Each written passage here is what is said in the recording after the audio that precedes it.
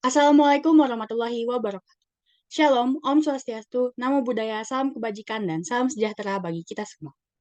Puji syukur atas kehadirat Tuhan Yang Maha Esa, yang nantiasa memberi nikmat, rahmat, dan karunia-Nya sehingga kita dapat berkumpul berlalu Zoom meeting pada rangkaian pertama Beasiswa Humanistik Batik 2023 dalam keadaan sehat walafiat. Yang terhormat, pemateri kita pada acara hari ini, Kak Haris Simandaru. Yang terhormat Ketua Himpunan Mahasiswa Departemen Administrasi Publik Fakultas Ilmu Administrasi Universitas Brawijaya, Saudara Satya Nevanto. Yang terhormat Ketua Pelaksana Batik 2023, Indira Robani Agung, serta para panitia dan para peserta yang saya sayangi. Selamat datang pada acara kelas pertama Batik 2023. Beasiswa Humanistik atau Batik merupakan salah satu program kerja Divisi Advokasi Humanistik via UB. Beasiswa ini diperuntukkan untuk seluruh mahasiswa Departemen Administrasi Publik. Bukan hanya sekedar mendapatkan beasiswa, Batik juga akan memberikan 2 rangkaian kelas online yang tentunya dibutuhkan oleh mahasiswa Departemen Administrasi Publik. Pada tahun ini, Batik 2023 mengusung tema pengembangan keterampilan kreatif dan berpikir analisis secara optimal. Di kelas hari ini, Batik 2023 menyusung tema Creative Writing Essay 101, Building Captivating Stories and Memorable Characters. Dengan tema ini, diharapkan mahasiswa dapat mengembangkan keterampilan dalam menulis esai secara kreatif dan menarik, lebih khususnya saat ingin mendaftar beasiswa. Sebelum mulai acara, izinkan saya memperkenalkan diri. Saya, Fatia Nurul Azizah, selaku Master Seremoni yang akan memandu jalannya acara pada hari ini. Nah, teman-teman, sebelum mulai acara, alangkah baiknya kita berdoa terlebih dahulu. Berdoa menurut agama dan kepercayaan masing-masing. Saya persilakan.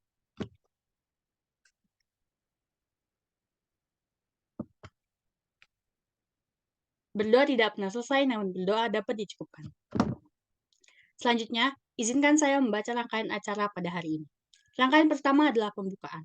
Lalu sambutan-sambutan, selanjutnya acara inti yaitu pemaparan materi oleh pemateri kita hari ini, Kak Haris Simandaru. Dilanjut dengan sesi tanya jawab dan penyerahan sertifikat, kesimpulan, dokumentasi, dan rangkaian terakhir yaitu penutupan. Baik teman-teman, sebelum memasuki rangkaian selanjutnya, saya akan membacakan SOP dalam kelas Batik 2023. Untuk operator dapat menanyakan SOP. SOP kelas Batik 2023. 1. Seluruh peserta diharap dapat hadir sesuai dengan waktu yang telah ditentukan. 2. Peserta dapat mengganti format nama dengan ketentuan peserta underscore nama lengkap. 3. Peserta diwajibkan untuk mengaktifkan fitur kamera pada saat kelas berlangsung.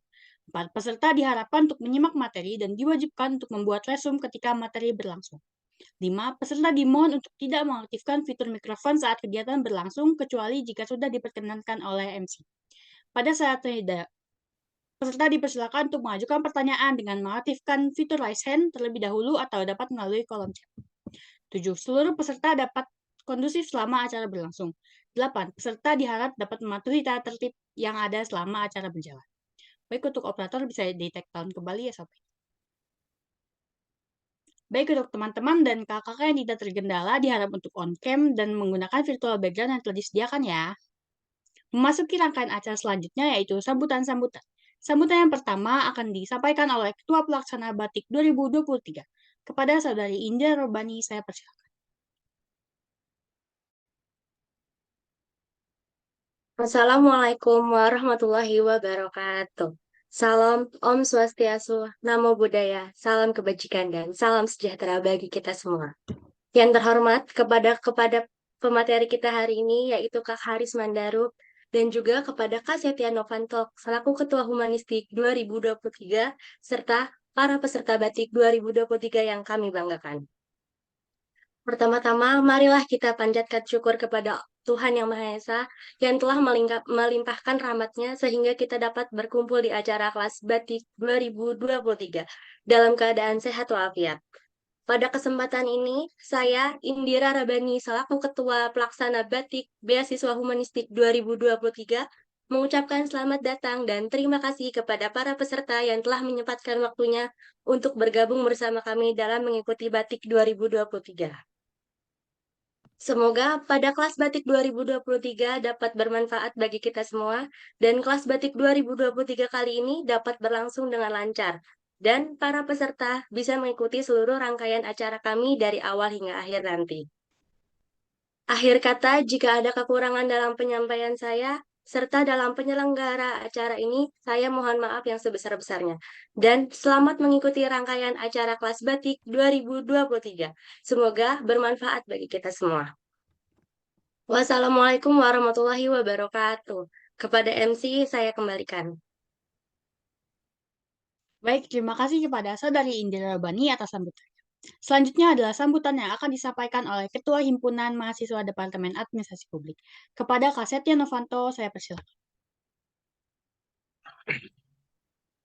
Baik, terima kasih MC. Oke, Assalamualaikum warahmatullahi wabarakatuh.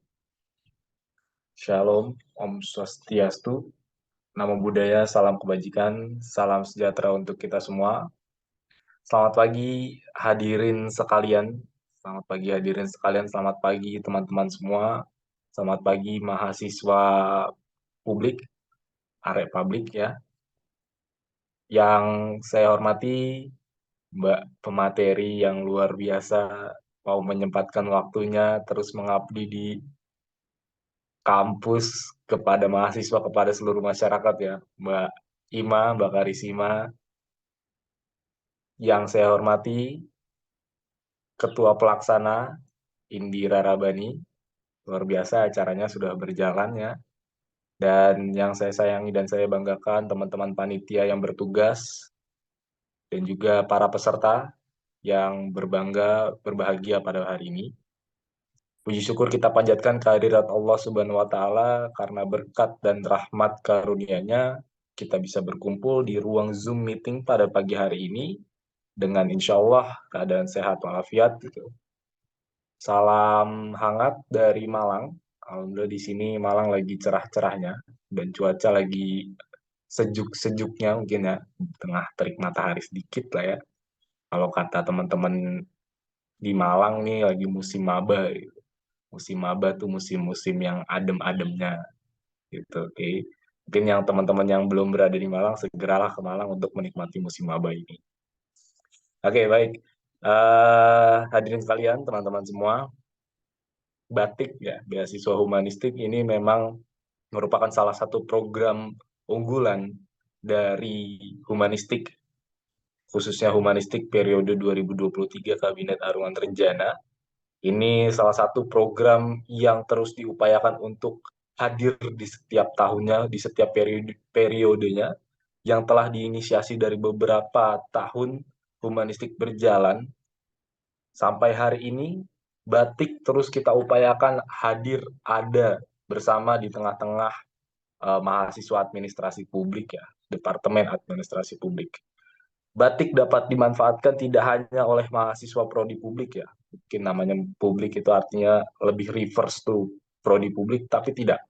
Ini semua mahasiswa Departemen Administrasi Publik dipersilakan untuk mengikuti kelas ini atau bahkan publik keseluruhan gitu ya, mahasiswa VIA, mahasiswa Indonesia, masyarakat umum gitu yang punya akses untuk join Zoom.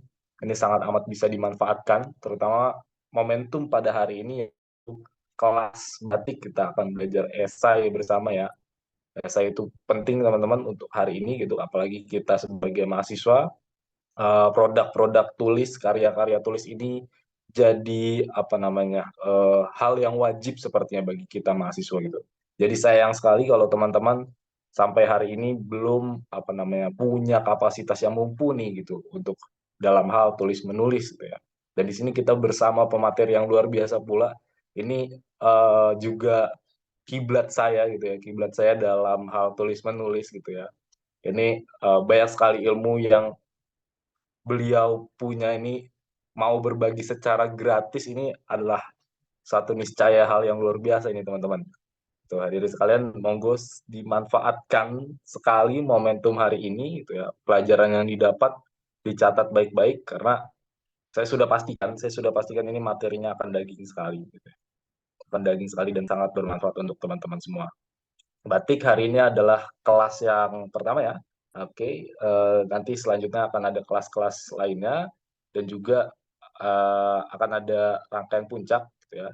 Kenapa batik itu penting? Hari ini sudah banyak apa namanya elemen mahasiswa atau perkumpulan mahasiswa yang memang berfokus pada karirnya masing-masing atau tujuannya masing-masing, sehingga kepedulian terkadang terhadap sesama itu sudah mulai tergerus ya akhirnya itu. Maka humanistik coba tetap mengadakan itu ya, tetap mengadakan dan tetap garis lurus kepada memberikan manfaat semaksimalnya, sebanyak-banyaknya gitu. Salah satunya melalui program kerja bertajuk beasiswa humanistik. So, untuk teman-teman yang belum join ya, teman-teman sekitarnya yang belum join, monggo diajak gitu untuk bisa memanfaatkan momentum berharga ini. Semoga memang hal kecil yang diupayakan dari teman-teman di bawah naungan teman-teman humanistik, di bawah naungan Departemen Advokasi dan Media Informasi Kreatif dapat memberikan manfaat untuk kita semua dan juga berkah pastinya. Mungkin itu saja yang dapat saya sampaikan. Jangan lupa jaga kesehatan, minum air putih, beribadah, beramal baik, dan berolahraga. Semoga cita-cita kita dapat tercapai. Assalamualaikum warahmatullahi wabarakatuh. Baik, terima kasih kepada Saudara Setia Novanto atas sambutan. Nah, sebelum kita masuk ke inti acara kita pada hari ini, aku mau kasih tahu kalau kita punya sapaan khusus nih buat peserta Batik 2023. Jadi kalau aku ngomong, Batikers, kalian jawab, gapai impian bersama Batik. Oke, semuanya boleh di on mic dulu ya buat jargon.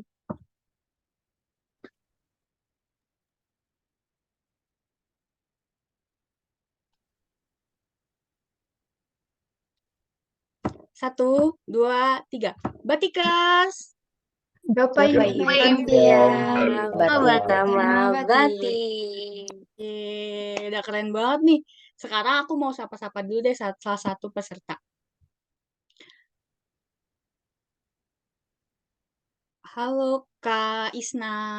Udah sarapan belum nih? Selamat pagi. Pagi, Kak. Udah sarapan belum, Kak? Udah Udah siap kan buat tadi, Kak. dengerin? Udah siap kan buat dengerin materi pada hari ini? Siap. Siap dong. Oke. Buat para peserta yang lain juga semoga udah pada siap ya. Oke, Batikers, udah pada ready kan? Udah buat masuk inti acara hari ini? Boleh dong diketik di kolom chat ya. Nah, mari kita beranjak ke sesi yang sudah kita tunggu-tunggu, yaitu sesi pemaparan materi. Untuk itu, saya akan memperkenalkan pemateri kita pada hari ini.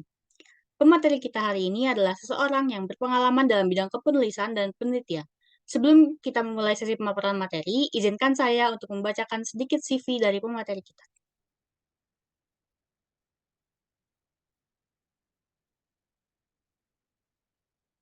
Pemateri kita hari ini bernama Hairi Simandaru Amalia. Saat ini, beliau sedang menempuh pendidikan di Universitas Brawijaya Fakultas Ilmu Administrasi, jurusan Perpajakan. Saat ini, beliau menjabat sebagai Ketua Research Study Club atau RSC via UB. Kak Ima juga memiliki pengalaman selama 2 tahun dalam melakukan penelitian dan lomba menulis. Beberapa pencapaian Kak Ima antara lain, juara 1 dalam kompetisi esai nasional Galaxy via UB, gold medalist dalam World Science Environment and Engineering Competition, finalis dalam kompetisi esai nasional Intaforis yang diselenggarakan oleh Himpunan Mahasiswa Perpajakan Indonesia, dan masuk ke top 20 dalam Environmental Essay Competition atau ESCO yang diselenggarakan oleh UNS. Tahun ini, Kak Ima juga menjadi Student Brand Ambassador Mandiri Tunans Finance 2023. Wah, keren banget kan pemateri kita pada hari ini?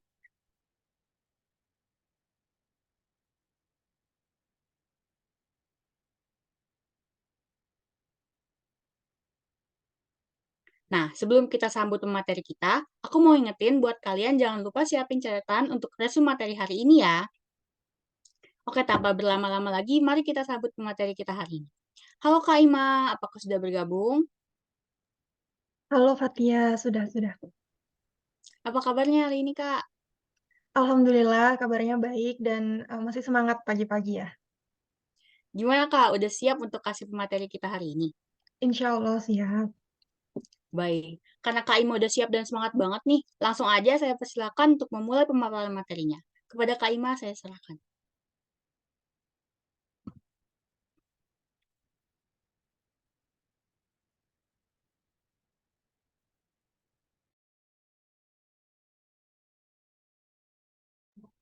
Baik, sebelumnya Assalamualaikum warahmatullahi wabarakatuh. Terima kasih banyak atas bantuannya teman-teman yang udah share screen ya, teman-teman panitia. Terima kasih juga atas kesempatan untuk kita bisa diskusi pada pagi hari ini. Jadi teman-teman, aku mau kasih tahu dulu nih, teman-teman hari ini mau belajar apa gitu ya, mau diskusi tentang apa. Nah, sebelumnya perkenalan dulu teman-teman, nama aku Karisma Nur Amalia, biasanya dipanggil Ima. Nah, hari ini aku mau sharing terkait dengan bagaimana sih strategi-strategi penulisan esai. Nah, untuk temanya hari ini kita bakal bahas yang namanya creative writing essay. Gimana sih caranya kita nulis esai yang kreatif, yang out of the box, dan idenya itu ide-ide baru gitu. Pasti teman-teman penasaran ya ke depannya bakal bagaimana. Nah, sehingga harapannya nanti ketika kita udah nulis esai gitu ya, kita bisa build captivating stories and memorable character. Jadi harapannya ke depannya teman-teman bisa menggunakan materi-materi yang diberikan pada pagi hari ini untuk personal branding teman-teman. Teman-teman bisa membuat story-story yang menarik dan juga bisa membuat karakter yang bisa diingat oleh orang-orang yang ada di sekitar kita gitu. Nah, kira-kira apa aja yang bakalan kita bahas nanti ke depannya ya teman-teman? Kita bakalan bahas 3 hal, yaitu yang pertama ada sistematika penulisan esai. Gimana sih caranya, untuk nulis esai itu biar sistematis kayak gitu. Kemudian yang kedua, kita juga bakalan bahas gimana caranya buat judul esai yang menarik, singkat, padat, dan juga to the point. Kemudian yang pastinya teman-teman, tunggu-tunggu nih tips and tricks gitu ya. Karena, pastinya ketika kita belajar gitu, nggak harus kita belajar dari kesalahan-kesalahan pribadi, tetapi juga kita bisa belajar dari pengalaman-pengalaman atau kegagalan-kegagalan orang lain gitu ya teman-teman. Nah hari ini aku pengen sharing-sharing juga pengalaman-pengalaman aku selama mungkin sekitar 6 semester ya, belajar menulis esai di Universitas Brawijaya.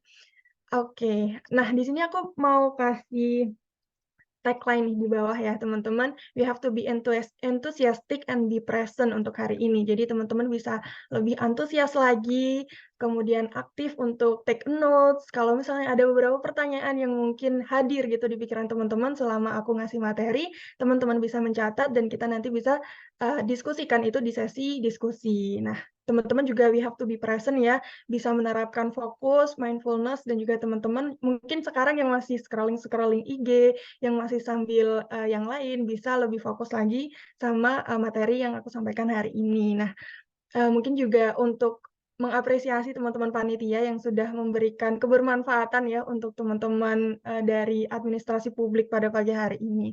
Teman-teman seperti yang dikatakan sama, Bapak Ketua Humanistik tadi ya, bahwasanya hari ini cuaca di Kota Malang sangat, sejuk sekali. Jadi teman-teman bisa lebih santai hari ini yang di Malang, yang di rumah juga bisa lebih santai untuk mendengarkan materi pada pagi hari ini. Oke, next.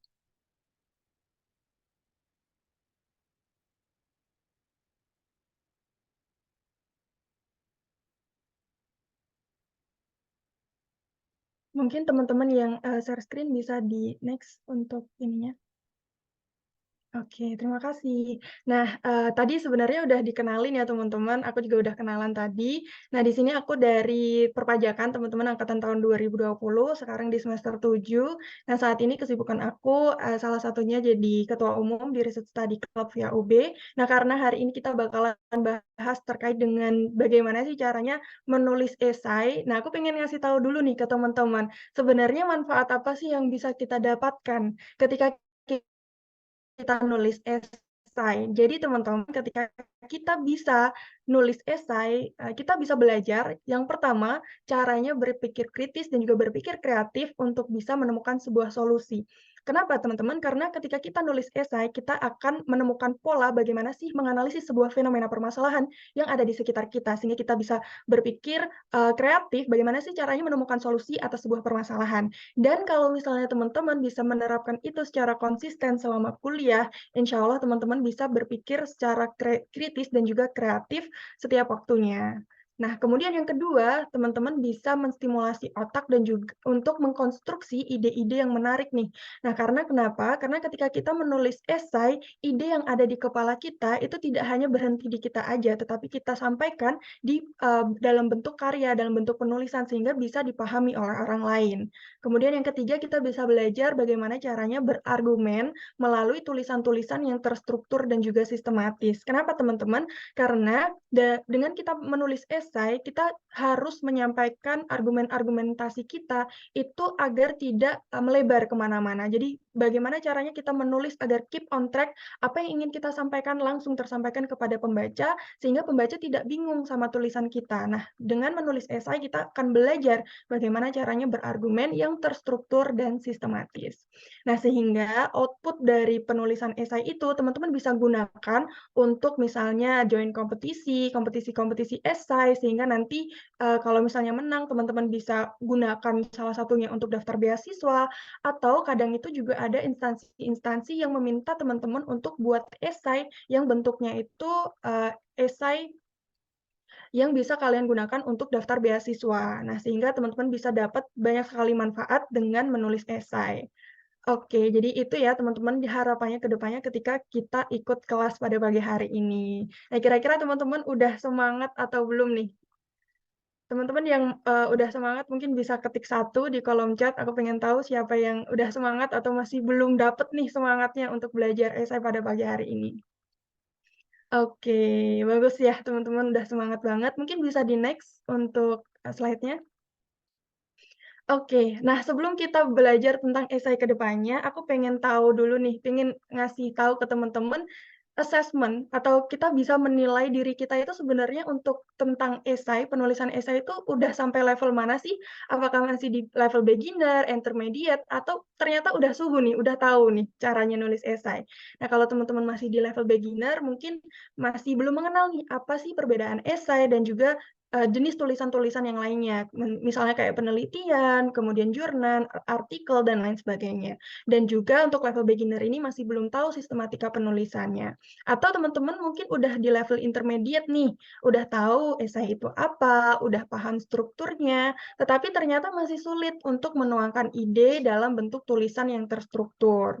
Nah, atau mungkin teman-teman yang ada di sini udah ada yang di level suhu, udah tahu nih step by step penulisan esai, kemudian udah paham dan juga udah pernah bahkan untuk menuliskan idenya, bahkan udah pengalaman nih di penulisan esai. Nah, tapi ternyata di level suhu ini kebanyakan dari kita ada yang kesulitan-kesulitan yang salah satunya adalah sulit mencari ide. Jadi udah tahu nih penulisannya apa, udah pernah nih nulis, cuman aku mau nulis ide apa ya sekarang gitu. Nah, itu masih kesulitan. Oleh karena itu teman-teman, setelah teman-teman udah tahu teman-teman ada di level mana, sehingga teman-teman nanti belajarnya bisa lebih, bertujuan gitu ya, "Oh aku pengen jadi, mahasiswa yang udah level suhu nih untuk nulis esai," tapi nggak sulit untuk nyari ide. Nah, jadi di sini kita mau breakdown gimana caranya mengatasi permasalahan-permasalahan di level-level ini gitu ya teman-teman. Mungkin bisa di-next. Oke, sebelumnya, kita mau bahas esai, tapi aku pengen tahu nih, teman-teman kira-kira udah tahu belum ya, apa sih yang dimaksud sama esai itu?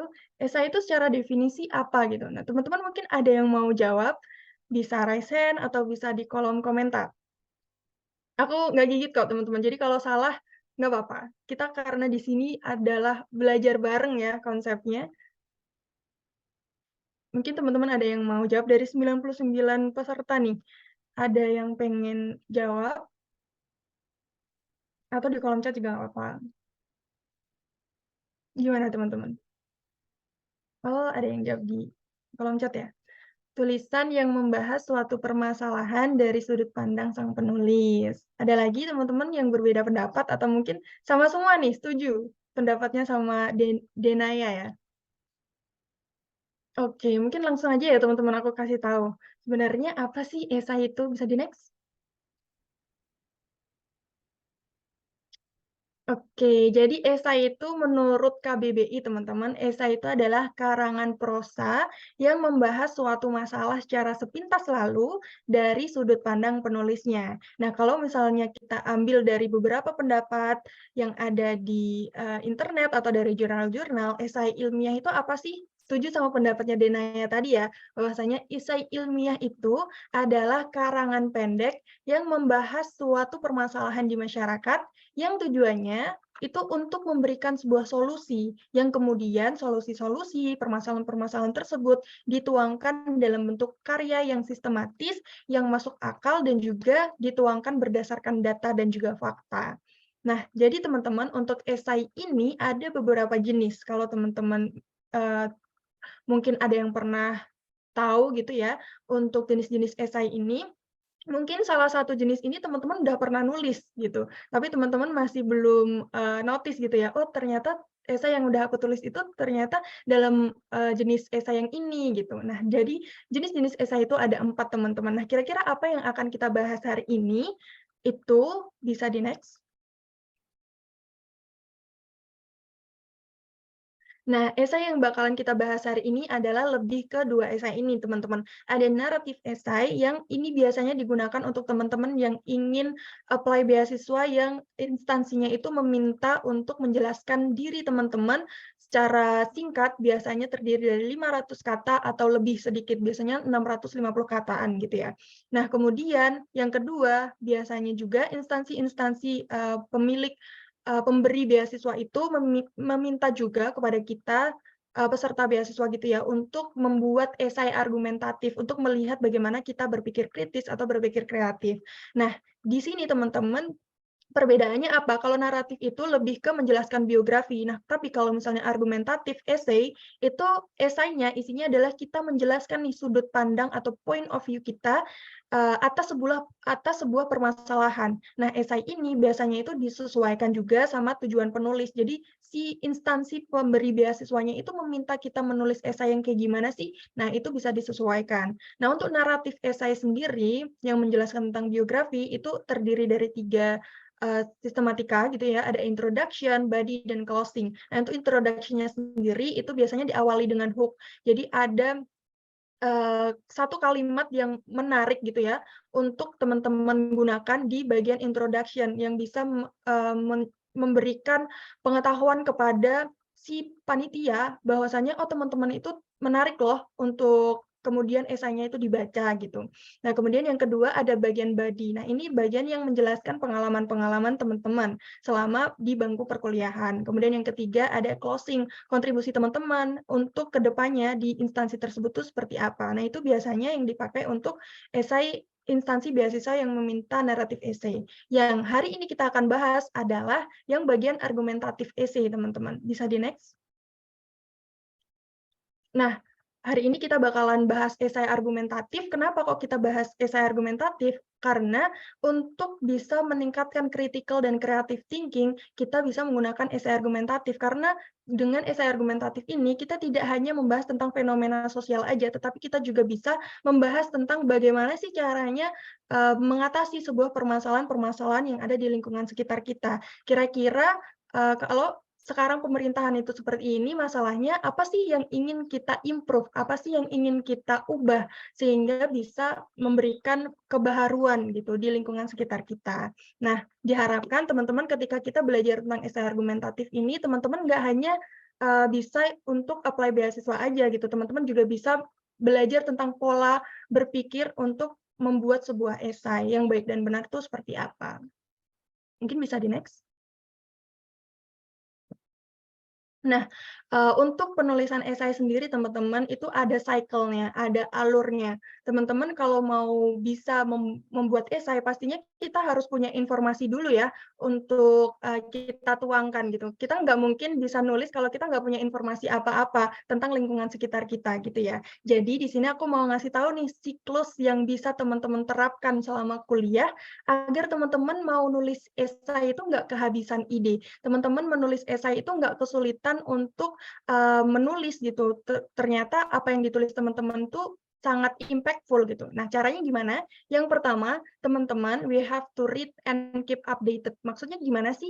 Teman-teman bisa baca buku-buku berkaitan dengan administrasi publik misalnya, buku-buku tentang teori-teori e-government misalnya, kayak gitu. Nah, kemudian we have to keep updated juga dengan informasi-informasi terkini, isu-isu global, isu-isu nasional itu seperti apa. Karena dengan kita membaca, dengan kita tetap update dengan informasi-informasi terkini, kita bisa memberikan informasi-informasi baru ke otak kita, sehingga kita bisa lebih mudah memunculkan ide-ide baru dari proses membaca tersebut. Nah, kemudian nggak hanya berhenti di sana aja, teman-teman. We have to be critical and be creative. Maksudnya gimana sih, Kak? Kita nggak hanya baca, tapi kita juga harus kritis gitu. Maksudnya gimana gitu? Nah, maksudnya adalah kita harus kritis untuk mengkritisi apa yang kita baca. Ketika kita punya informasi, kita nggak mungkin menelan informasi tersebut mentah-mentah ya, teman-teman. Kita harus mengkritisi informasi tersebut. Kemudian kita juga bisa lebih kreatif ketika kita menemukan sebuah permasalahan, kita bisa lebih kreatif kira-kira kalau dari sudut pandang A, itu gimana ya cara penyelesaian masalahnya? Kira-kira kalau dari sudut pandang masyarakat tingkat ekonomi menengah ke atas, menengah ke bawah, itu gimana ya cara solusinya? Misalnya kayak gitu, teman-teman. Nah, jadi dengan kita bisa lebih kritis, lebih kreatif, dan bisa diimplementasikan dalam kehidupan kuliah kita, sehingga kita bisa lebih mudah nih memunculkan ide-ide baru, yang mungkin solusi yang kita berikan itu lebih baik atau jauh lebih bagus daripada solusi yang udah ada sekarang, gitu. Nah, kemudian setelah kita udah tahu nih permasalahannya apa dari membaca, dari keep updated tadi, kita juga udah tahu solusi yang ingin kita berikan itu apa nih step selanjutnya yang kita bisa lakukan untuk menulis esai? Teman-teman kalau misalnya esainya ini mau dikompetisikan, teman-teman bisa build a team gitu. Atau teman-teman kalau misalnya esainya ini mau di-apply kemana gitu ya, teman-teman bisa yang namanya mencari seorang mentor gitu ya, mohon maaf. Jadi mentor ini kenapa kok penting gitu ya, teman-teman kalau menulis itu kalau nggak nyari orang lain untuk peer review, mencari orang lain untuk menjadi mentor, takutnya apa yang teman-teman tulis itu bias dari teman-teman aja, banyak typo atau opininya mungkin kurang sesuai atau bahasanya mungkin melebar. Jadi dengan adanya mentor ini mungkin lebih memudahkan teman-teman untuk membuat esai yang lebih bagus gitu ya, lebih menarik. Nah, kemudian teman-teman juga harus understand the competition. Ini nggak cuman untuk lomba aja ya. Kalau misalnya teman-teman mau daftar beasiswa gitu, pastikan beasiswa tersebut menginginkan kita itu submit esai jenis apa. Tadi kan ada 4 jenis ya, teman-teman. Apakah naratif esai yang menjelaskan tentang biografi kita, atau bahkan yang diminta adalah argumentatif esai. Karena biasanya yang aku temukan adalah 2 jenis esai tersebut gitu. Nah, kemudian setelah kita tahu nih, udah buat esainya itu seperti apa, kita harus mencoba untuk mengirimnya. Nggak cuma di-hold di kita aja, tapi takut untuk mencoba. Jangan ya, teman-teman. Harus dicoba untuk mengirimkan. Apakah hasilnya itu menang, hasilnya itu lolos, dipanggil interview, dipanggil untuk presentasi, atau nggak lolos, itu hasilnya nanti-nanti aja gitu. Yang penting kirim dulu aja, sehingga teman-teman bisa experience di sini, bisa tahu nih, kelemahan-kelemahan dari esai yang udah teman-teman kirimkan tadi itu apa, hasilnya itu seperti apa. Nah, di sini teman-teman bisa milih nih, apakah setelah mendapatkan hasil tersebut teman-teman jadi mahasiswa yang punya growth mindset, atau teman-teman jadi mahasiswa yang malah punya fixed mindset gitu. Nah, aku harap kita semuanya yang ada di sini punya growth mindset ya. Setelah tahu hasilnya, meskipun itu tidak menang, kita bisa belajar gitu, learn from the lesson, dan kembali lagi ke poin 1, mencoba lagi dan mencoba lagi. Dan kalau misalnya menang pun, misalnya lolos pun juga euforianya tidak terlalu berlebihan, dan tetap untuk kembali ke cycle yang pertama gitu. Dan jangan untuk berhenti mencoba dan tidak menganalisis gitu ya, kelemahan-kelemahan dari esai kita sebelumnya itu apa sih? Oh, ternyata aku nggak suka nih sama topik ini, mungkin aku ke depannya mau coba topik yang lainnya, contohnya seperti itu. Jadi teman-teman diharapkan ke depannya bisa menggunakan cycle ini untuk belajar menulis esai, gitu ya. Oke, bisa di-next? Nah, ketika teman-teman udah tahu nih siklus untuk penulisannya itu gimana, tahap selanjutnya adalah kita nulis. Nah, di tulisan esai itu ada sistematikanya, teman-teman. Nah, biasanya ada terdiri dari 3 poin. Yang pertama ada pendahuluan. Nah, di pendahuluan ini ada latar belakang, ada tujuan, dan juga spoiler ide teman-teman gitu. Spoiler penyelesaian masalah teman-teman. Nah, di pendahuluan ini berisi pembahasan permasalahan yang diangkat itu seperti apa, kemudian apa sih yang ingin teman-teman capai ke depannya di pembahasan esai gitu. Nah, kemudian di bagian kedua, di pembahasan ini lebih membahas tentang solusi-solusi yang teman-teman berikan. Kemudian yang ketiga, itu ada kesimpulan dan saran, di mana di bagian ketiga ini, di bagian penutup, itu berisi ringkasan yang bisa menjawab tujuan dan juga bisa menyelesaikan permasalahan. Dan diharapkan di bagian sarannya itu bisa memberikan pengembangan ide di masa depan itu seperti apa. Mungkin garis besarnya seperti itu ya teman-teman. Nanti bakalan kita bahas detailnya di belakang. Oke, bisa di next.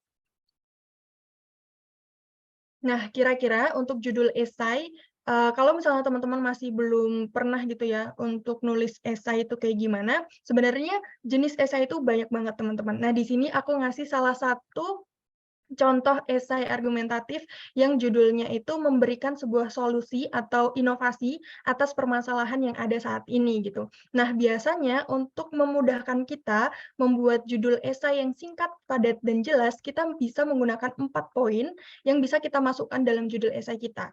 Yang pertama, kita bisa memberikan nama inovasi kita, kemudian bisa menjelaskan nama inovasi yang dimaksud itu apa, kemudian yang ketiga, kita menjelaskan atau bagaimana ke depannya kita akan mengimplementasikan sebuah inovasi yang akan kita berikan. Kemudian yang terakhir, kita juga harus memberikan analisis, bukan analisis ya, tapi lebih ke menjelaskan sebenarnya esai atau inovasi yang akan kita berikan ini menyelesaikan permasalahan apa sih, what for gitu, apa tujuannya. Nah, di sini contohnya ada, contoh inovasi adalah Medpart. Di sini aku ngasih inovasi berupa program aplikasi. Kemudian di sini ada penjelasan nama inovasinya. Ini Medpart ini adalah pengembangan Smart Medical Tourism. How-nya itu adalah berbasis pentahelix. Mungkin teman-teman juga di publik ya lebih banyak mendengar tentang pentahelix, hexahelix, triple helix. Nah, ini salah satunya yang aku pakai adalah pentahelix. Kemudian why-nya itu adalah kita ingin menyelesaikan yang namanya permasalahan tourism yang ada di Indonesia. Nah, di sini why-nya adalah sebagai upaya untuk mencapai sustainable tourism di Indonesia. Jadi, juri atau panitia beasiswa gitu ya, bisa melihat esai kita itu ke depannya mau bahas apa, itu dari judulnya. Nah, dari sini teman-teman bisa ngasih tahu ke juri, oh ke depannya aku mau bahas tentang smart medical tourism, di mana ini adalah kolaborasi antara konsep smart tourism dan konsep medical tourism, gitu. Nah, jadi dari 4 poin ini teman-teman bisa belajar lebih mudah gitu ya untuk membuat judul esai.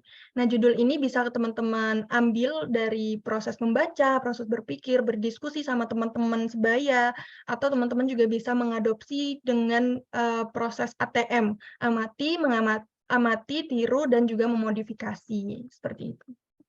Bisa di next? Oke, setelah teman-teman buat judul, teman-teman biasanya kan kita sebagai mahasiswa gitu ya, banyak yang overthinking gitu. Kira-kira judul aku ini bener nggak ya? Kira-kira judul aku ini menarik nggak sih dibahas? Atau kira-kira judul aku ini memberikan solusi nggak ya ke masyarakat gitu? Teman-teman mungkin ada yang overthinking dan lain sebagainya. Nah, di sini aku kasih tips untuk memanajemen sebuah ide dan juga memvalidasi sebuah ide, teman-teman. Nah, teman-teman bisa melihat yang pertama dari isu yang ada di sekitar kita. Apakah misalnya dari pengalaman pribadi teman-teman itu, judul yang teman-teman angkat itu merupakan keresahan teman-teman juga, atau bahkan itu bukan keresahan sama sekali gitu. Nah, kalau misalnya udah termasuk keresahan, ya nggak apa-apa, ambil aja gitu. Kemudian yang kedua, teman-teman bisa melihat dari perkembangan artikel dan juga laporan-laporan yang ada di Google saat ini gitu. Bisa dari artikel-artikel yang kredibel, kemudian laporan-laporan pemerintahan misalnya. Nah, kemudian kalau teman-teman udah tahu nih manajemen idenya seperti apa, teman-teman melihat perkembangan di masyarakat saat ini itu seperti apa, teman-teman bisa menggunakan konsep ATM dari misalnya mengamati kebijakan-kebijakan yang ada saat ini, yang kemudian teman-teman bisa memodifikasinya dengan pendekatan yang baru, kayak gitu. Nah, setelah teman-teman udah punya ide yang ternyata udah memberikan solusi dan juga menarik, teman-teman bisa memvalidasi lagi nih ide teman-teman ke mentor atau pembimbing, seperti itu. Bisa di next?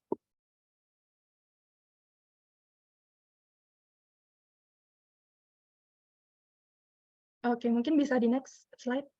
Oke. Nah, selanjutnya teman-teman udah buat ide, buat judul, selanjutnya nulis latar belakang ya, teman-teman. Nah, di sini aku mau kasih 4 tips untuk menulis latar belakang. Nah, di latar belakang itu kita kan membahas tentang permasalahan ya, teman-teman, membahas tentang fenomena sosialnya itu seperti apa. Nah, harusnya di latar belakang ini kita jelaskan dengan cara yang sistematis. Nah, untuk tipsnya yang pertama itu adalah ketika kita buat latar belakang, pertama kali yang kita lakukan adalah membuat kerangka berpikir. Maksudnya kayak gimana teman-teman? Jadi nanti apa yang teman-teman tulis di latar belakang itu tidak melebar kemana-mana, teman-teman udah punya guidance, udah tahu nih, aku nanti di paragraf pertama mau bahas apa, paragraf kedua mau bahas apa. Nah, biar saling berkaitan satu sama lain itu seperti apa. Nah, teman-teman bisa menggunakan kerangka berpikir dengan konsep segitiga terbalik, teman-teman. Nah, di sini segitiga terbalik itu kan bentuknya gini ya teman-teman, mengerucut di bawah. Nah, di atas itu teman-teman bisa membahas permasalahan yang paling umum, fenomena yang paling umum sehingga sampai di bawah itu membahas yang lebih detailnya.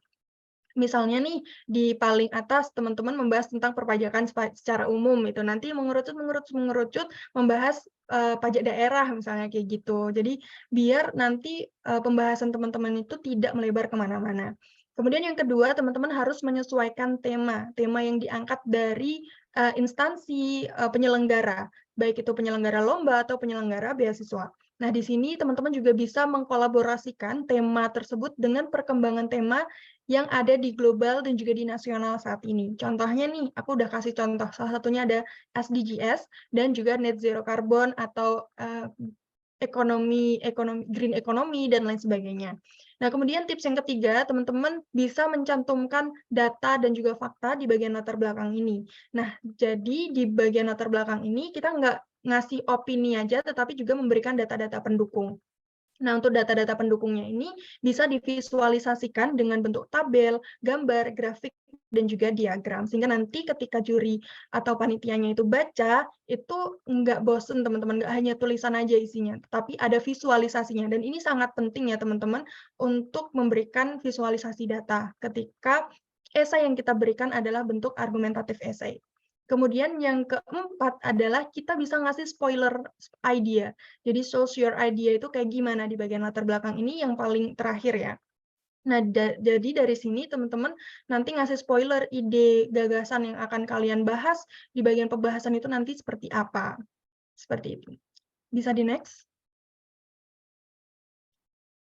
Nah, selanjutnya aku mau bahas setelah kita buat latar belakang, pastinya kita mau buat yang namanya pembahasan. Kalau tadi ada introduction, sekarang ada body-nya, gitu. Ada pembahasannya kayak gimana.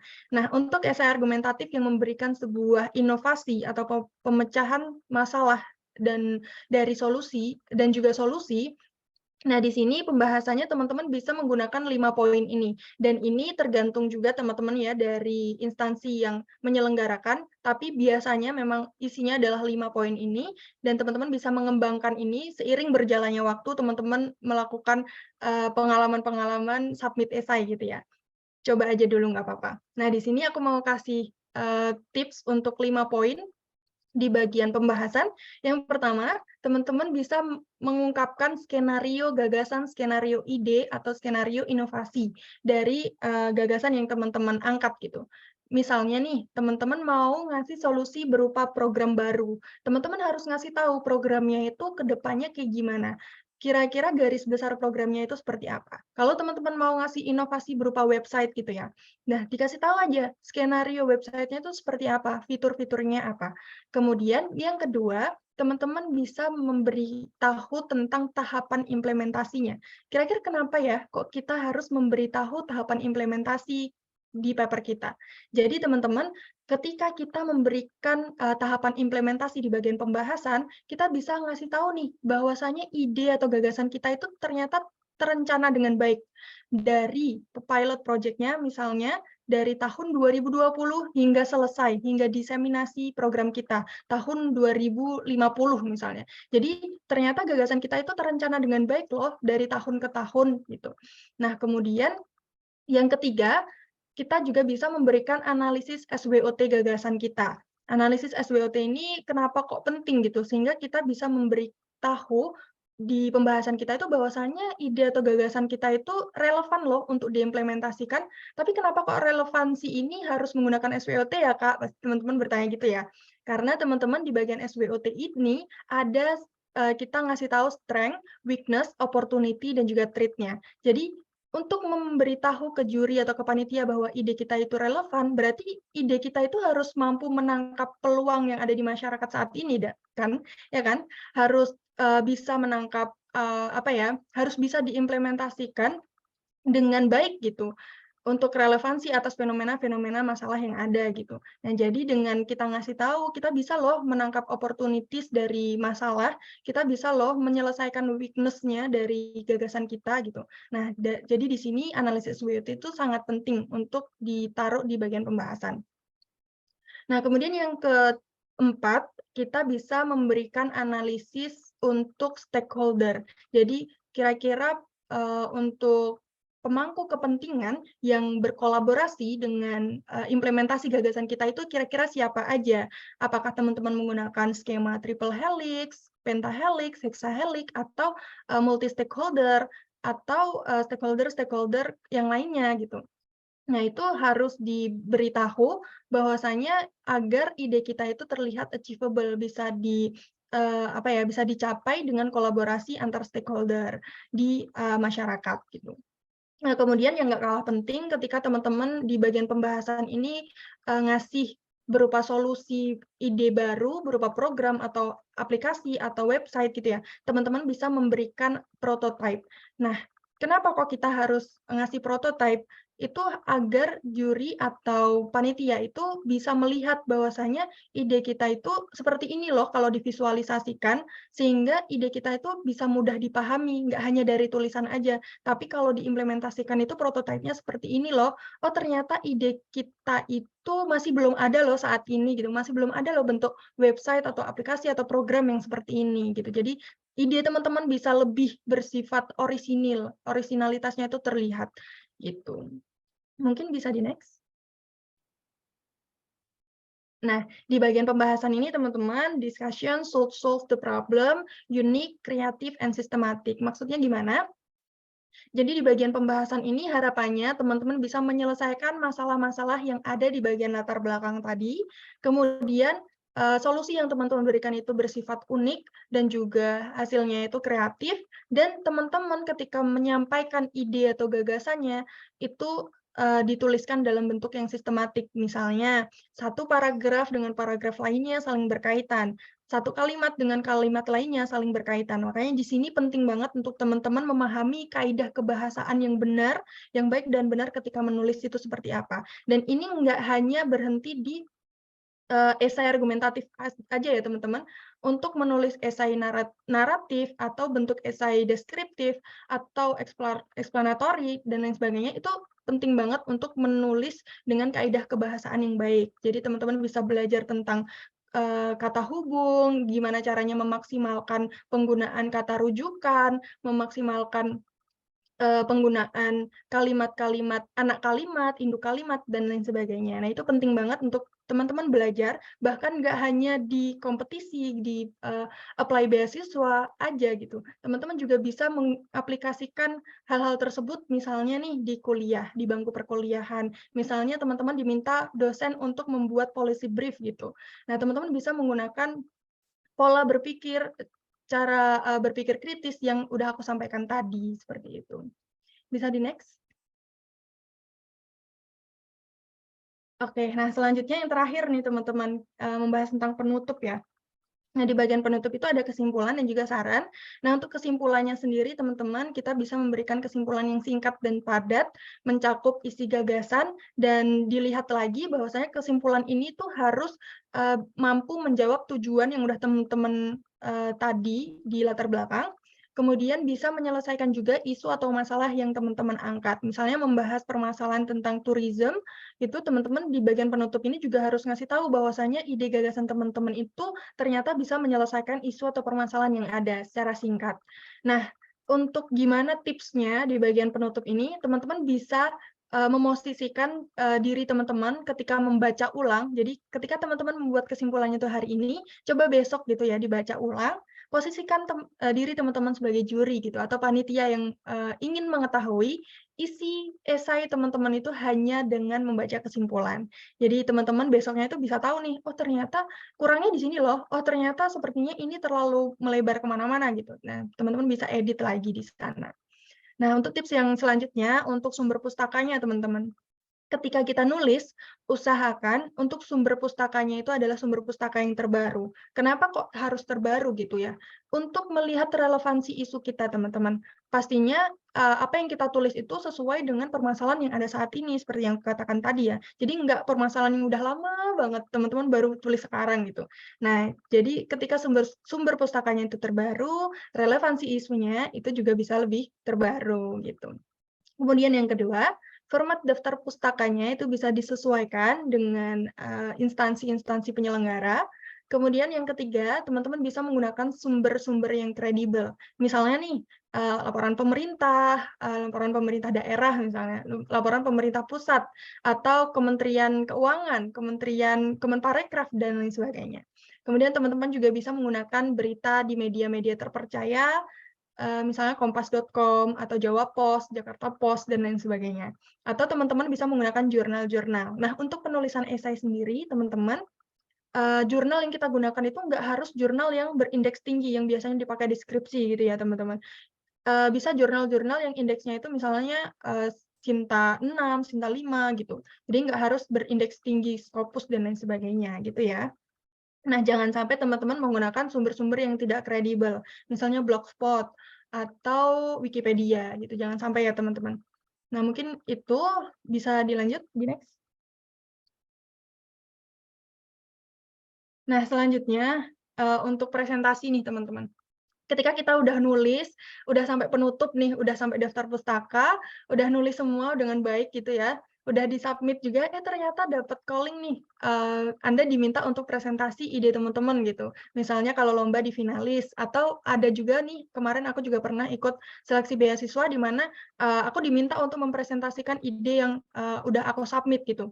Nah, teman-teman bisa menggunakan tips ini ya untuk presentasi ide. Yang pertama, teman-teman bisa melihat komposisi warna dari ide teman-teman di presentasi ya. Di presentasi itu untuk warnanya itu bisa disesuaikan. Misalnya teman-teman bisa menyesuaikan warna dari instansi penyelenggara contohnya. Atau teman-teman bisa menggunakan komposisi warna di color palette yang ada di Google. Jadi slide presentasi teman-teman tuh nggak warna-warni gitu ya, nggak nyeblang ke sana kemari gitu.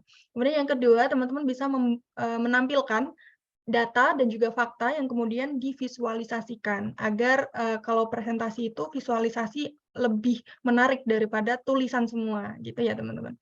Kemudian yang ketiga, teman-teman bisa menggunakan quotes nih. Misalnya nih, penyelenggara beasiswanya itu BSI gitu ya, Bank Syariah Indonesia. Teman-teman bisa menggunakan quotes-quotes ekonomi syariah gitu, dan lain sebagainya. Nah, di sini ada contoh nih teman-teman dari penggunaan slide presentasi di bagian visualisasi data dan fakta. Nah, di sini ada 80%. Nah, kira-kira kalau misalnya aku ngasih angka doang nih, 80%, pastinya nggak menarik ya, kayak nggak tahu gitu, 80% ini maksudnya apa? Nah, makanya di sini di bawahnya dikasih caption, teman-teman. 80% ini adalah maksudnya apa? Oh, ternyata 80% rumah tangga di Indonesia itu menghasilkan sampah plastik untuk konsumsi home care produk setiap tahunnya. Data dari sumbernya adalah Bank Dunia 2022. Nah, itu contohnya ya, teman-teman, untuk menunjukkan bahwasanya, oh, ini loh maksudnya 80% itu, oh ternyata dia ngambil datanya dari Bank Dunia loh, dan relevansinya itu terlihat di tahun 2022. Nah, kemudian untuk selanjutnya, selain kita bisa memvisualisasikan data dan fakta, ketika membahas di bagian pembahasan, teman-teman juga bisa membawa prototipe teman-teman. Kalau presentasinya online, coba ditampilkan prototipenya secara online. Kalau presentasinya offline, coba dibawa apa ya, kayak alat peraga dan lain sebagainya gitu. Itu akan lebih membuat presentasi teman-teman bisa lebih menarik. Kemudian untuk yang lainnya mungkin lebih ke ya presentasi-presentasi selama penyampaian gitu ya, lebih ke public speaking, kepercayaan diri, dan juga gaya bahasa, kemudian penampilan, dan lain sebagainya. Dan yang pasti ketika teman-teman presentasi harus latihan dulu ya, teman-teman, untuk bisa mempersiapkan diri sebaik mungkin. Oke, mungkin bisa di next. Nah, mungkin itu aja ya teman-teman yang mau aku bahas buat penulisan esai hari ini. Di sini aku juga mau ngasih tahu pengalaman menulis aku, jadi nggak tiba-tiba tahun 2023 paham gitu ya caranya nulis esai, tetapi ada banyak sekali dari tahun ke tahun untuk belajar dan terus belajar terkait dengan penulisan esai. Dan saat ini pun juga saya masih terus belajar gimana sih caranya buat esai untuk proses penggalian idenya itu lebih maksimal gitu. Nah, teman-teman juga nggak ada kata terlambat ya untuk belajar, kapanpun kita bisa gunakan waktu untuk belajar. Jadi kalau misalnya dari semester-semester kemarin teman-teman belum belajar tentang esai, teman-teman bisa coba belajar dari sekarang, kayak gitu. Mungkin bisa di next. Oke, mungkin itu aja teman-teman yang ingin aku sampaikan hari ini. Aku harap apa yang aku sampaikan hari ini bisa memberikan kebermanfaatan ya pastinya buat kita semuanya. Dan yang pasti teman-teman bisa belajar dari apa yang pengalaman-pengalaman yang udah aku sampaikan tadi gitu. Nah, teman-teman juga bisa reach out aku lewat LinkedIn atau lewat Instagram kalau misalnya ada pertanyaan lebih lanjut, tapi aku harap kita bisa memaksimalkan hari ini dengan baik ya. Jadi kalau misalnya ada pertanyaan-pertanyaan, teman-teman bisa tanyakan aja di sesi diskusi. Oke, Batikers, gapai impian bersama Batik. Terima kasih. Wassalamualaikum warahmatullahi wabarakatuh. Aku kembalikan lagi ke Fatia. Waalaikumsalam warahmatullahi wabarakatuh. Terima kasih banyak kepada Kak Ima atas pemaparan materinya. Nah, gimana nih Batikers atas penyampaian materi tadi? Pasti udah pada banyak punya gambaran ya tentang penulisan esai itu sendiri. Berikut adalah sesi yang ditunggu-tunggu karena pasti dari Batikers sudah pada banyak pertanyaan yang mau disampaikan. Maka dari itu kami buka untuk sesi tanya jawab. Untuk Batikers yang ingin bertanya dipersilakan untuk raise hand ataupun ketik di kolom chat ya.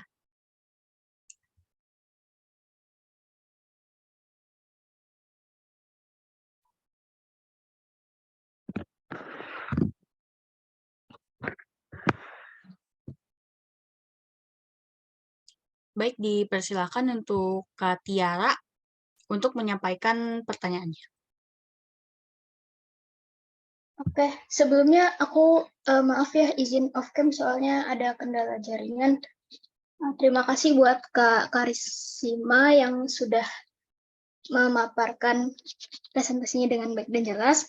Cuman aku mau nanya kan di beasiswa-beasiswa itu aku pernah lihat ada orang yang bilang kalau kita bikin esai itu awalannya harus menarik biar dilirik sampai akhir biar orang yang kita daftar itu nggak bosan bacanya.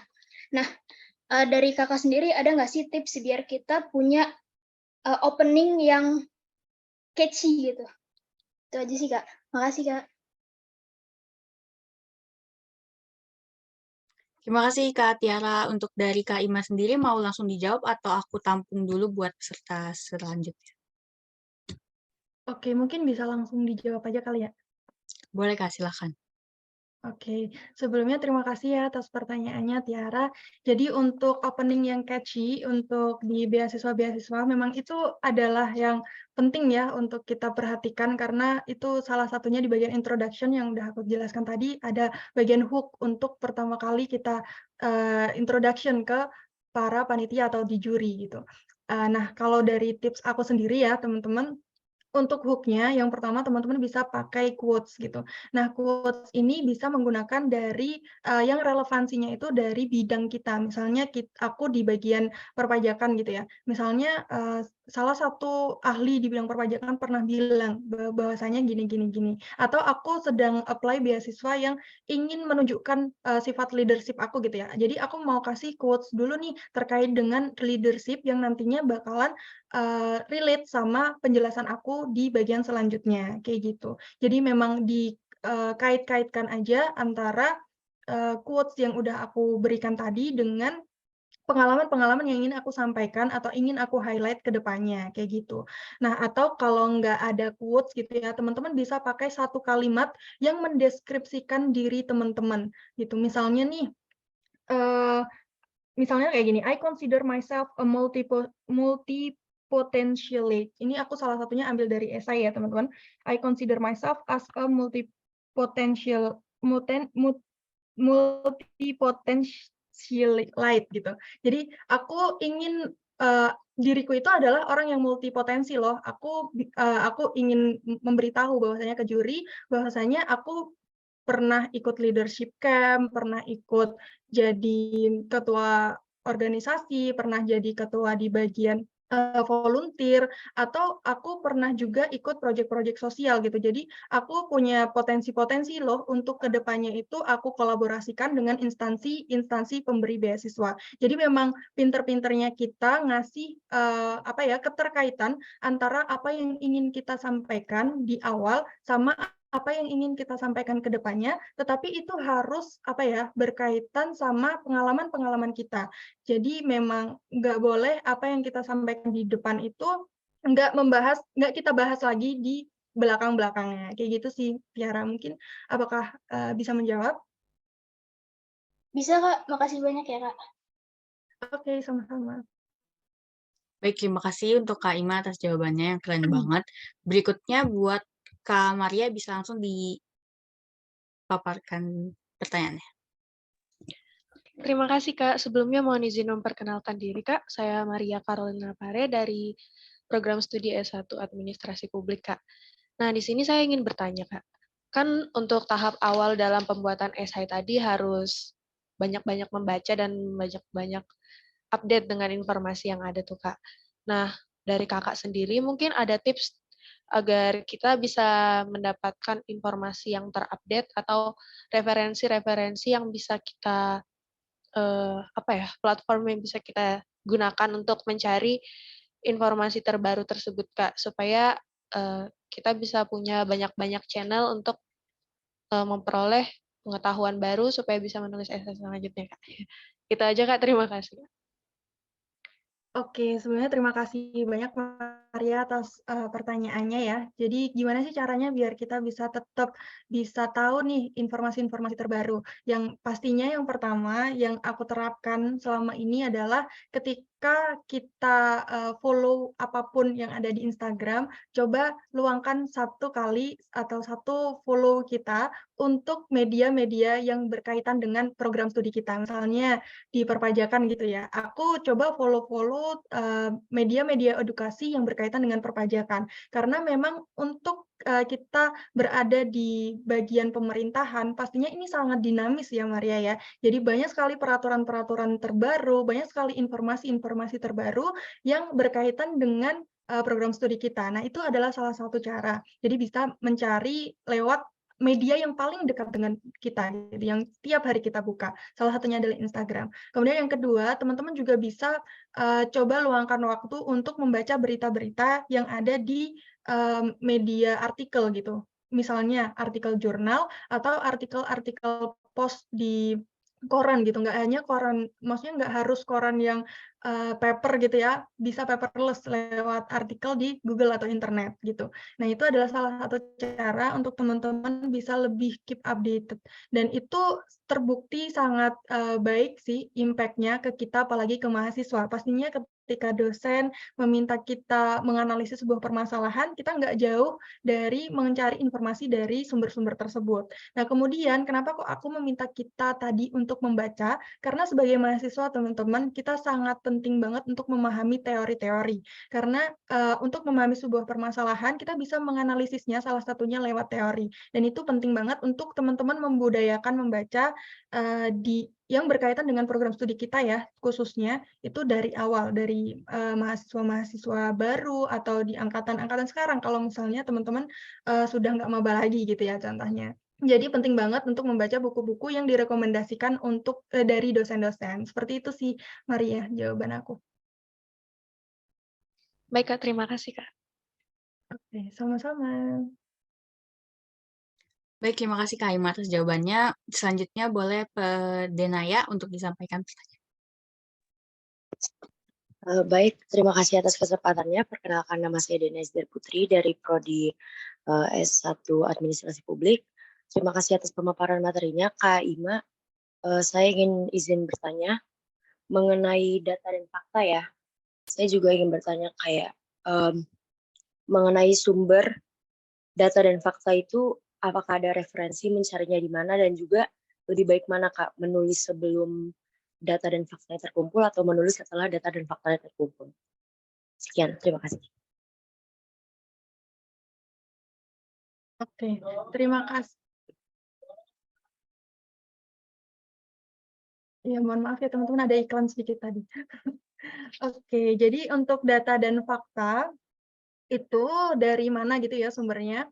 Kalau dari aku sendiri akan lebih baik untuk sumber-sumbernya itu dari laporan-laporan. Biasanya untuk sumber-sumber di laporan-laporan itu lebih detail daripada kita ambil di artikel-artikel yang ada di Google. Karena artikel-artikel yang ada di Google itu biasanya juga ambil dari laporan-laporan. Karena kita berkaitan dengan pemerintahan ya, isu-isu terkini juga nggak jauh berbeda dari isu atau permasalahan yang diangkat di laporan-laporan. Contohnya itu adalah laporan pemerintahan, kayak misalnya aku di perpajakan gitu ya, laporan perpajakan di tahun 2022 gitu. Misalnya dulu di ketika ada COVID-19 gitu, laporan pemerintah di Kementerian Kesehatan gitu berkaitan dengan COVID-19, dan itu biasanya lebih detail analisisnya daripada kita ngambil di artikel-artikel. Nah, itu adalah salah satunya. Kemudian kalau misalnya teman-teman mau ambil permasalahan global, teman-teman juga bisa ngambil nih terkait sumber-sumber di apa ya, media-media global gitu, misalnya non-government education atau apa ya, World Bank atau apa ya, UNICEF dan lain sebagainya kayak gitu. Jadi teman-teman bisa ambil laporan-laporan dari sana. Kalau kemarin itu contohnya aku pas buat esai tentang green building gitu ya, green economy, aku ngambil laporan dari apa ya, salah satu instansi yang memang menganalisis green building yang ada di dunia gitu seperti apa, sehingga aku bisa compare nih sama perkembangan green building yang ada di Indonesia itu seperti apa. Nah, contohnya adalah seperti itu. Nah, untuk penulisan sendiri, apakah kita nyari data dulu atau kita nulis dulu baru nyari data? Kalau saran dari aku, kita tuangkan dulu ide atau opini yang ingin kita ulas itu di tulisan, nanti baru kita cari data-data pendukungnya. Karena untuk meminimalisir apa ya, kita nanti ikut analisis yang ada di laporan yang udah kita baca. Jadi akan lebih baik kalau kita menuangkan ide kita dulu, nanti kalau kita melihat, oh ternyata analisis mereka tuh seperti ini loh, apakah opiniku tadi benar atau salah ya? Nah itu teman-teman bisa revisi itu, daripada teman-teman nanti opininya apa ya, terdistraksi gitu dari laporan-laporan yang teman-teman baca. Kalau dari aku seperti itu, Denaya. Baik, apakah dari Dinaya ada feedback atau sudah cukup? Sudah cukup jelas ya Kak, terima kasih banyak Kak Ima. Terima kasih Kak Ima untuk jawabannya. Apakah dari peserta akan ada pertanyaan lagi? Boleh banget buat raise atau ketik di kolom chat ya. Selanjutnya Kak dari Cindy boleh disampaikan pertanyaannya. Oke, terima kasih Kak. Sebelumnya perkenalkan, nama saya Cindy Melati, saya dari program S1 Administrasi Publik. Saya mau nanya Kak Ima, kira-kira untuk nanti kita mengikuti beasiswa ini, kan kita tadi udah dibilang buat bagian esai. Nah Kak, kira-kira dari pemberi esainya itu ditentukan topiknya, apa kita benar-benar memberikan ide yang kita dapat dari diri kita sendiri? Itu sih Kak, terima kasih. Oke, terima kasih Cindy atas pertanyaannya ya.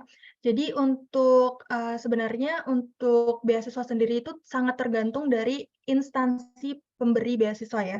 Jadi ada yang menentukan jenis esainya itu seperti apa, ada juga ketika mereka udah menentuin jenisnya itu apa, pastinya mereka salah satunya memberikan tema gitu. Nah, untuk temanya ini biasanya sudah ditentukan. Misalnya ketika aku ingin daftar beasiswa di konsultan apa gitu ya, di konsultan pajak. Nah, biasanya mereka memberikan tema, salah satunya misalnya pajak atas apa gitu. Nah, aku bisa mengambil tema itu dan kemudian aku kembangkan tema tersebut. Jadi nggak semerta-merta kita ngambil tema itu sebagai judul kita, tetapi tema tersebut itu sebagai salah satu guidance aja, sehingga kita nanti membahasnya itu nggak kemana-mana. Tiba-tiba mereka ngambil temanya misalnya sustainability gitu, aku membahas tentang yang selain sustainability gitu. Jadi memang tema itu biasanya ditentukan dari instansi pemberi beasiswa. Nah, akan lebih baik lagi dari tema-tema tersebut kita bisa mencari apa ya, yang ide kita sendiri tetapi masih relate, masih berkaitan dari tema yang udah diberikan sama instansi tersebut.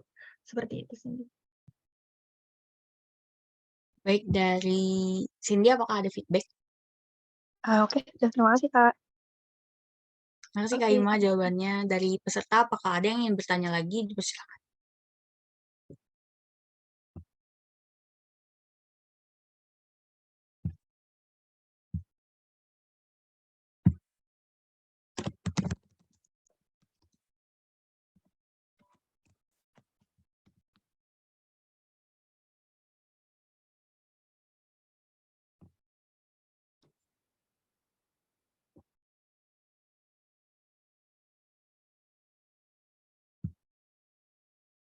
Baik, karena kayaknya udah nggak ada yang nanya nih, karena materi dan jawaban dari Kak Ima udah jelas banget.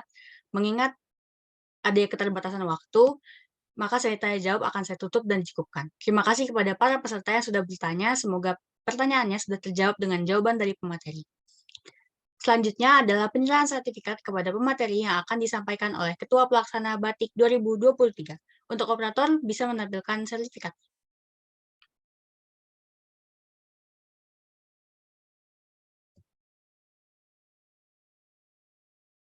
Baik, berikut adalah sertifikat materi untuk Kak Harisima. Penyerahan sertifikat ini secara simbolis dan karena ada kendala satu dan lain hal, untuk kelengkapan sertifikatnya akan kami kirimkan sesegera mungkin ya, Kak.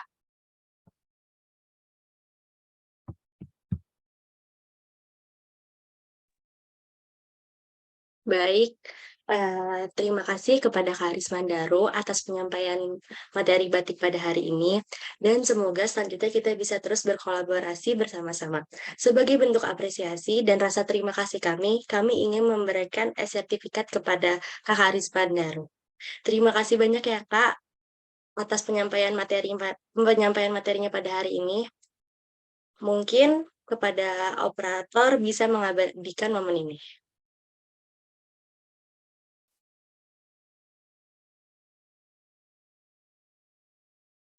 Baik, terima kasih operator. Cukup kepada MC, saya kembalikan. Terima kasih ya Kak Ima telah memaparkan dan membagi ilmu yang sangat luar biasa kepada batikers di kelas batik pada hari ini. Nah, batikers, tidak terasa ya, kita sudah sampai di penghujung acara kelas pertama Batik 2023. Dari sisi pemaparan materi Kak Harisima tadi, kita telah mendapatkan informasi dan wawasan yang sangat berharga seputar macam-macam esai, alur penulisan esai, dan juga sistematika penulisan esai. Selain itu, kita juga telah mendengarkan pengalaman menulis Kak Ima yang sangat menarik untuk disimak. Kelas ini tentunya sangat bermanfaat bagi kita semua, terutama bagi para mahasiswa dan mahasiswi yang ingin mendaftar ke dalam program beasiswa yang dalam persyaratannya terdapat pembuatan esai. Oke, Batikers, sebelum kita tutup, kelas pada hari ini akan ada sesi dokumentasi terlebih dahulu. Jadi buat Batikers, boleh banget nih on-cam biar wajahnya terlihat di foto nanti. Oke, selagi menunggu yang lain on-cam, bisa mengisi presensi yang sudah disediakan panitia dalam kolom chat ya.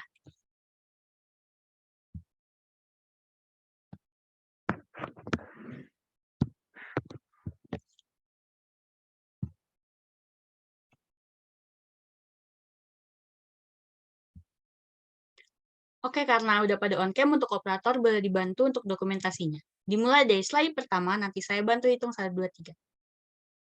Slide pertama, siapin gaya terbaik kalian. 1, 2, 3. Sekarang slide kedua, yuk. Kasih pose terbaik kalian. 1, 2, 3.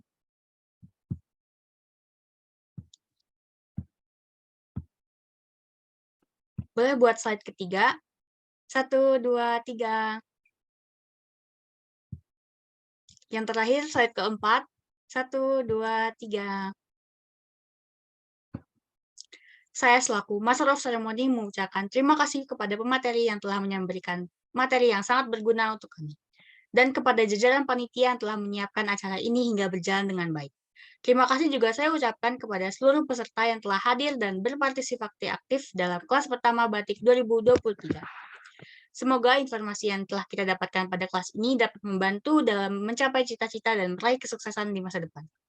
Terima kasih dan sampai jumpa pada kelas kedua Batik 2023 yang akan dilaksanakan besok, 10 Agustus 2023 pada pukul 10 pagi waktu Indonesia Barat. Jangan lupa hadir!